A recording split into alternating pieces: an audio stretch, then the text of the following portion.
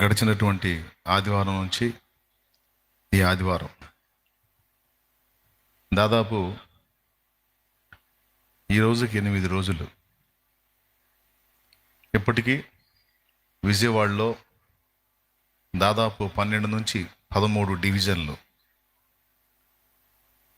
ఒక్కో డివిజన్కి వచ్చి కనీసం 5-6 ప్రాంతాలు ఉంటాయి. 12 డివిజన్లు అంటే 12 ఐదులు తీసుకున్న 60 ప్రాంతాలు ఇంకా నీళ్లలోనే ఉన్నాయి. మీరు ఎంతమంది తెలుసుకున్నారో లేదో నాకు తెలియదు. ఇంకా అన్ని డివిజన్లు నీళ్ళలోనే ఉన్నాయి. మళ్ళా వాన పడుతుంది. నేను వెళ్ళినప్పుడు కూడా నేను మొన్నటి రోజు వెళ్ళాను, శుక్రవారం. చూడండి,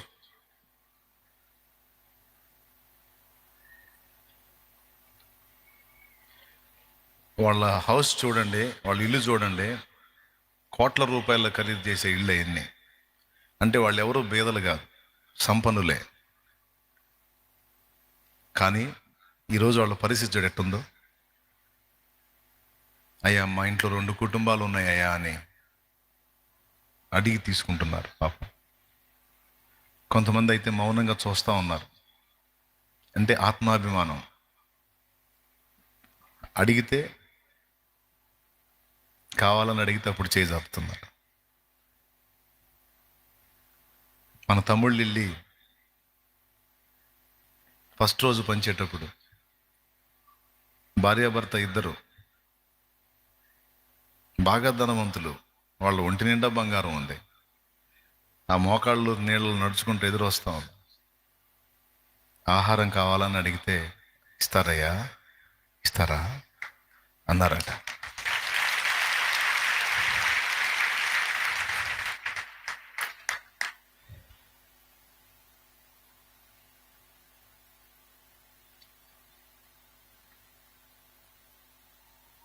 మా ఇంటికంటే వాళ్ళ ఇల్లే బాగున్నాయి. వాస్తవంగా చాలా ఖరీదు గల ఇల్లుగా ఉన్నాయి. అది పైన అదే పిల్లలు పెట్టుకొని పైన ఉన్నారు చూడండి. అందులో బ్రెడ్, పాల ప్యాకెట్టు, 2 పండ్లు, కొవ్వొత్తుల ప్యాకెట్టు, ఒక అగ్గిపెట్టెతో సహా మొత్తం అందులో పెట్టి ఇచ్చాం ఒక ఫ్యామిలీకి. అట్లాగా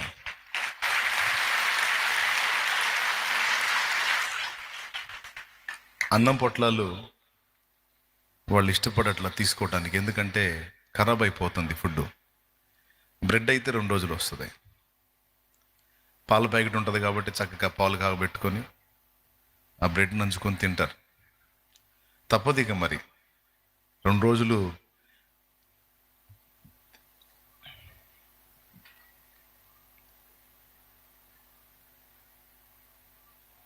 వాస్తవంగా ఒక్కో చోట నడుముల్లో నీళ్లు ఉన్నాయి.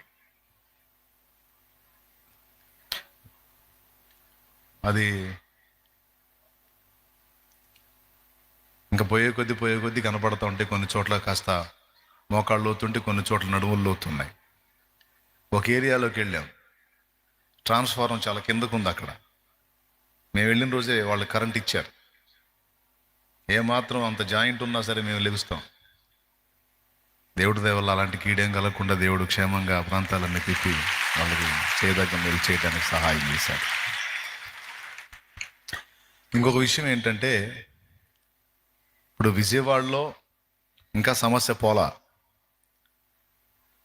ప్రభుత్వాధికారులు వాళ్ళు చేసే పనులు వాళ్ళు చేస్తూ ఉంటే, మనలాగా వెళ్ళి సహాయం చేసేవాళ్ళు చాలామంది వచ్చి హెల్ప్ చేస్తుంటే కూడా ఇంకా చాలామందికి అందట్లా. కాబట్టి ఇంకా విజయవాడ పట్టణంలో మరి నెమ్మదిగా ఉన్న ప్రాంతాల్లో వాళ్ళకి మళ్ళీ ఒక్కసారి పిలుపునిస్తూ ఉన్నాను. దయచేసి ఇంకా కొన్ని రోజులు ఆ నీళ్లు ఉండే అవకాశం ఉంది. కాబట్టి ఇంక వాళ్ళ పని బయట పడ్డారులే అనుకోవద్దు. సింగు నగరు, వాంబే కాలనీ, మేము వెళ్ళింది రాజేశ్వరి నగరం ఒకటి, రాధానగరం ఒకటి, ఆ ప్రాంతాల్లోకి వెళ్ళాం. ఇంకా ఆ పైన కొన్ని కాలనీలు ఉన్నాయి.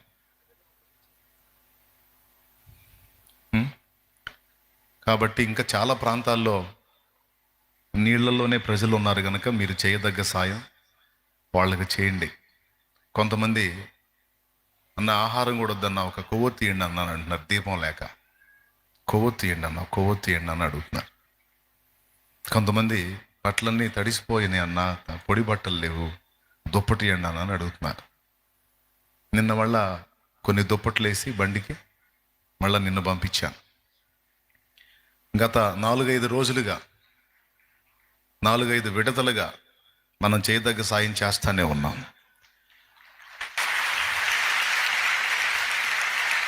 ఇంకొకటి ఏంటంటే విజయవాడ పట్టణమే కాకుండా కృష్ణానది పరివాహక ప్రాంతం లంక గ్రామాలు ఉన్నాయి. వాటిని గురించి ఎవరు ఆలోచించట్లా. ఉదాహరణకి కొక్కిలిగడ్డ, అవనిగడ్డ పక్కన కొక్కిలిగడ్డ, కిష్కిందపురమో కిష్కిందగడ్డ ఒకటి ఉంది. డ్యామేజ్ అయినటువంటి ప్రాంతాలు. 4-5 రోజులుగా నీళ్లు ఉన్నాయి అక్కడ. నిన్న కొంచెం ఫ్రీ అయితే ఆ నీళ్ళన్నీ వెళ్ళిపోతే ఇళ్ల నిండా బురద ఉంది. నిన్నటితో అధికారులు ఫుడ్ ఆపేశారని వార్త వచ్చింది. వాళ్ళు ఫోన్ చేశారు, ఇక్కడ 400 మంది ఉన్నాం, మాకేదన్నా అంటే నీళ్లు తీసినాయి, ఆ బురదంతా క్లీన్ చేసుకొని మేము ఆహార పదార్థాలు తెచ్చుకొని వండుకొని తినే పరిస్థితి మాకు లేదు, మీరు ఏదన్నా సాయం చేయగలుగుతారా అని ఆ లంక గ్రామాల్లో వాళ్ళు ఫోన్ చేశారు. విజయవాడలో మనం చేసే పరిచర్య చూసి కొక్కిలిగడ్డ, కిష్కిందగడ్డ ఉంది అక్కడ. ఆ 2 ప్రాంతాల వాళ్ళు సమాచారాన్ని అందించారు. అవనిగడ్డలో మనల్ని ఫాలో అయ్యే వాళ్ళు ఎవరైనా ఉంటే కొద్దిగా సమాచారాన్ని తెలుసుకొని మాకు విషయాన్ని స్పష్టంగా అందిస్తారని ప్రేమతో తెలియజేస్తూ ఉన్నాను. మీరు వెళ్ళి చేయదగ్గ సాయం చేయగలిగితే చేయండి, లేకపోతే అసలు ఏం జరుగుతుంది అక్కడ పరిస్థితి ఏందనేది కొంచెం మాకు సమాచారం ఇవ్వండి. ఆలోచన చేద్దాం, మనం ఏం చేయగలమో ఆలోచన చేద్దాం. ఆ లంక గ్రామాలు కొంచెం డ్యామేజ్ అయినాయి కాబట్టి వాటిని కూడా ప్రభుత్వ అధికారులు పట్టించుకోవాలి. వాళ్ళు పూర్తిగా ఒక కొలికి వచ్చేంత వరకు ప్రభుత్వ అధికారులు కొంచెం దృష్టి నిలిపి సహాయం చేస్తే బాగుండని మేము ఆశిస్తూ ఉన్నాం. అలాగే దేవుని బిడ్డలైన వాళ్ళు, నేను చెప్పే మాటలు మీకు వినపడతాయి కాబట్టి, ఇక్కడే ఉన్నవాళ్ళు కాకుండా లైవ్ ద్వారా అనేక మంది వింటారు కాబట్టి, మరి రేపల్లె పక్కన ఉన్నటువంటి కృష్ణానది పరివాహక లంక గ్రామాలని కొంచెం చూడండి. అవనిగడ్డ ప్రక్కనున్న ప్రాంతాలను కొంచెం చూడండి. వాళ్ళు ఫోన్ చేసి విషయాలు చెప్తా ఉన్నారు. ఈ విషయాన్ని దృష్టిలో పెట్టుకొని వారి కోసం ప్రార్థించటమే కాకుండా వాళ్ళకి ఏదన్నా మనం చేయదగ్గ సాయం చేయునట్లు ఆ ప్రాంతాల్లో ఉన్నటువంటి వాళ్ళు, రేపల్లెలో మనల్ని ఫాలో అయ్యే వాళ్ళు ఉన్నారు, అవనిగడ్డలో ఉన్నారు, ఆ చుట్టుపక్కల ప్రాంతాల్లో ఉన్నారు, తెనాలి ప్రాంతంలో ఉన్నారు, వాళ్ళకి అక్కడ దగ్గర కాబట్టి మచిలీపట్నంలో ఉన్నారు. మచిలీపట్నంలో సంఘం ఉంది, తెనాలిలో సంఘం ఉంది, రేపల్లెలో కూడా కొంతమంది గ్యాదర్ అవుతున్నారు. అక్కడ కూడా ఆనంద్ వెళ్తూ ఉన్నాడు, అలాగే సుబ్బారావుని వెళ్తే ఇద్దరు సేవకులు వెళ్తూ ఉన్నారు రేపల్లి కూడా. దయచేసి సేవకులు కూడా దృష్టించి ఆ ప్రాంతాలకు వెళ్ళి అక్కడ పరిస్థితులు తెలుసుకొని సమాచారం ఇస్తారని ఆశిస్తూ ఉన్నాను. ఈ కష్టకాలంలో మన వాళ్ళని మనం కాపాడుకోవాల్సిన అవసరం ఉంది. మనం బాగున్నాం, మనం తిన్నాం, మనం ప్రశాంతంగా ఉన్నామని తృప్తి చెందకుండా ఇబ్బందిలో ఉన్నటువంటి మన వాళ్ళకి మనం చేయదగ్గ సహాయం చేయడానికి మనం అందరం నడుం కట్టాల్సి ఉంది. అలాగే ఇంకా అవకాశం ఉంటే శామ్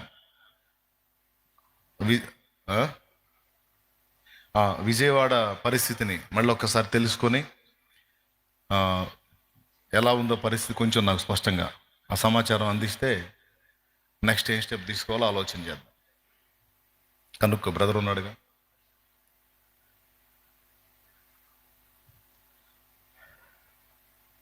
మళ్ళా రాత్రి నుంచి వాన పడతా ఉంది మనకి. ఇక్కడ పరిస్థితి ఎట్లుంటుందో అర్థం కావట్లా. ఇప్పుడు ఇప్పుడు ఎక్కడ దేనికి మూడిందో అర్థం కావట్లా. మొత్తానికి ఎవడో చోట మూడతానే ఉంది. రాత్రి నుంచి వాన పడతా ఉంటాయి. అది రాత్రి వెళ్ళి దుప్పట్లు పంచినాయి మనవాళ్ళు. పునరావాస కేంద్రాల్లోకి వెళ్ళి వాళ్ళకి కాస్త ఆహారము దుప్పట్లు పంచారు. పునరావాస కేంద్రాలు ఉన్నాయి కొన్ని. అందులో పనిచేసే మన బిడ్డలు చెప్తే వాళ్ళ దగ్గరికి వెళ్ళి ఆ ఏరియాలోకి వెళ్ళి వాళ్ళకి మళ్ళీ అయ్యి పంచి వచ్చారు. ఏది ఏమైనా మనం చేయదగ్గది మనకు దేవుడిచ్చిన కృపలో